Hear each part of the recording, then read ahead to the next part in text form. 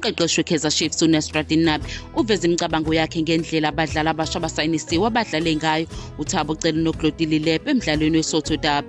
Bobabili laba badlali bebeqala ngqa ukudlala kwiKaizer Chiefs bebhekene neOrlando Pirates eFNB Stadium lapha amakhosi ehlulwe khona ngo-1-0 ngemuva kwepenalty yePirates ngomzuzu wokugcina.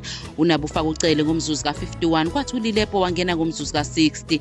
Yize bedlala isikhashana uNabi ujabule ngabakukhombisile, uveze ukuthi laba bobabili bebezilolonge izinsuku ezimbalwa kuphela ngemuva kohambo olude oluvele eEurope futhi bebengakaze bazilolonge kakhulu ngaphambi kokujoyina iqembu, kodwa benze kahle ngesikhathi sabo enkundleni. Lo mqeqeshi ukholwa ukuthi uCele noLilepe bazobaluleka eqenjini komuso. Ubonge nabaphathi beqembu ngokubasayinisa.